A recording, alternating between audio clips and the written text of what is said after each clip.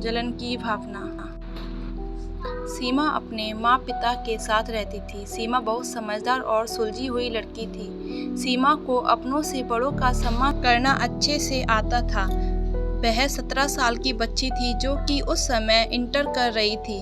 वह अपने माँ पिता की इकलौती औलाद थी। सीमा पढ़ने में बहुत होनहार छात्र थी। सीमा पर उसके माँ पिता को बहुत ही ज़्यादा गर्व था। माँ को अपनी बेटी की जरा भी परवाह नहीं होती थी, क्योंकि वह जानती थी कि उसकी बेटी बहुत समझदार और नेक है। माँ पिता अपनी बेटी को बहुत प्यार करते थे, पर सीमा के रिश्तेदार सीमा से जलते थे, क्योंकि सीमा अपने माँ पिता की उनके हर काम में हाथ बटाती थी और हमेशा अपनी क्लास में टॉपर रहती थी। सीमा के माता पिता अपने पड़ोसियों और रिश्तेदारों से अपनी बेटी की बहुत ही तारीफ करते थे। सीमा की चचेरी ममेरी फुफेरी बहनें सीमा से मन ही मन जलती थीं। सामने तो बहुत अच्छे से बोलती, लेकिन पीठ पीछे उसकी बुराई करती थीं। सीमा को तो पता था कि मेरी बहनें मेरी पीठ पीछे बुराई करती हैं, पर सीमा को इन बातों से फर्क नहीं पड़ता था। वह अपनी पढ़ाई पर फोकस करना बेहतर समझती थी। आस पड़ोसी उसकी कोई ना कोई कमी निकालने में पीछे नहीं रहते थे। पड़ोसी बोलते, ज़्यादा ही संस्कारी बन रही है, कोई ना कोई कमी जरूर होगी। पड़ोसी अपने बच्चों पर कम ध्यान देकर सीमा की गलतियां निकालने में ही ध्यान देते थे। सीमा के ज़्यादा दोस्त नहीं थे, क्योंकि क्लास में भी टीचर उसी की तारीफ करते थे। उसके सारे क्लासमेट उससे गुस्से में ही बोलते थे। सीमा मन ही मन सोचती, मैं तो सबके साथ अच्छे से रहना चाहती हूँ, पर सब मुझसे इतने उखड़े उखड़े क्यों रहते हैं। कुछ महीनों में सीमा के इंटर का रिजल्ट निकला। सीमा अपने क्लास में तो जिले में भी टॉप किया। सीमा के टॉपर होने की वजह से सीमा के माँ पिता ने बहुत बड़ा जश्न किया। पड़ोसी रिश्तेदार सबको बुलाया। अंदर ही अंदर जलन की भावना लेकर आए। उनको खुशियों में शामिल नहीं होना था, बस खाना खाकर निकलना था। कोई भी सीमा को बधाई देकर नहीं गया, ना ही किसी ने उसकी तारीफ की। सीमा की मौसी जो जश्न में आई थी, वह सीमा से बहुत ज़्यादा ही जलती थी, जिसका नाम शीला था। सीमा की खुशी उसे रास नहीं आ रही थी, क्योंकि उसकी बेटी भी इंटर में पास हुई थी, पर सीमा की तो बात ही अलग थी। सीमा की मौसी जादू टोने में ज़्यादा ध्यान देती थी। इसी वजह से सीमा के माँ पिता शीला से दूर ही रहना पसंद करते थे।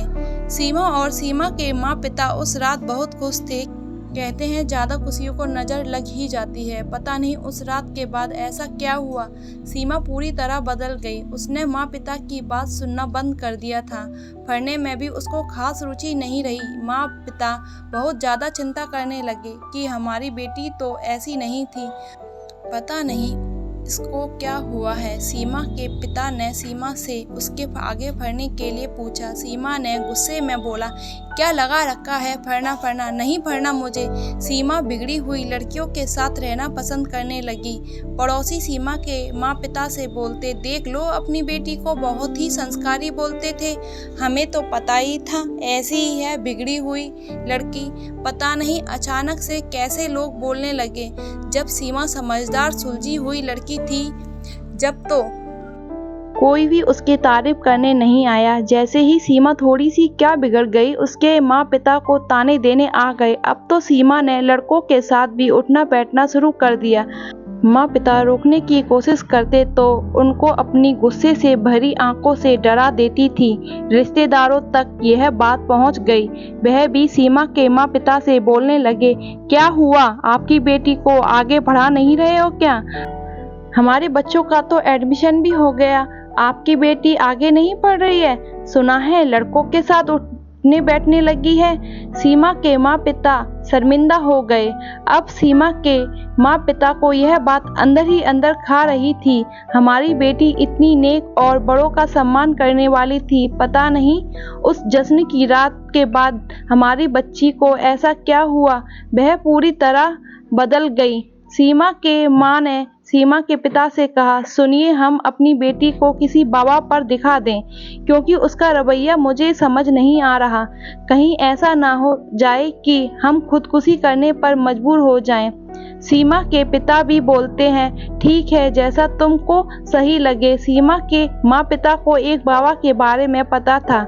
अपने साथ सीमा को रिश्तेदारों का नाम लेकर बाबा पर ले जाना चाहा, पर सीमा ने साफ इनकार कर दिया। मुझे कहीं नहीं जाना आप लोगों के साथ, मुझे अपने दोस्तों के साथ पार्टी करने जाना है। सीमा के मना करने पर सीमा के माँ पिता ही बाबा के पास चले गए। बाबा से बोला, बाबा हमारी मदद करिए, हमारी बेटी बहुत ही सीधी सादी बच्ची थी, अब उसका उल्टा ही रूप देखने को मिलता है। बाबा ने अपना ध्यान लगाकर बोला, तुम लोगों ने जिस दिन जश्न किया था उसी दिन से तुम्हारी बेटी पर किसी ने काला जादू करा दिया है। वह दोनों बाबा की बात सुनकर आश्चर्यचकित हो गए। उन्होंने बाबा से पूछा, बाबा किसने कराया है हमारी बेटी पर काला जादू?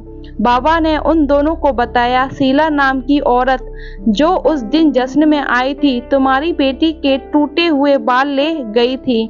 वह तुम्हारी बेटी से बहुत जलती है, क्योंकि तुम्हारी बेटी पढ़ने लिखने में तो हर काम में समझदार थी।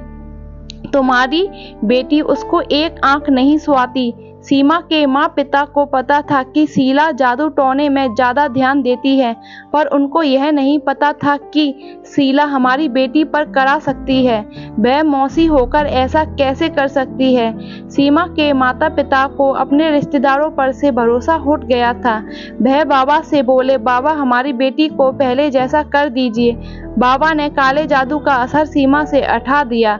बाबा ने उन लोगों को बोला, अब धीरे धीरे करके तुम्हारी बेटी ठीक होने लगेगी। अपनों से बचकर रहिए, क्योंकि दुश्मन तो सामने से वार करता है, लेकिन अपने पीठ पीछे दगा देते हैं। सावधान रहिए, सतर्क रहिए। आपको स्टोरी अच्छी लगे तो प्लीज़ लाइक कीजिएगा, चैनल को सब्सक्राइब कीजिएगा। Thanks for watching.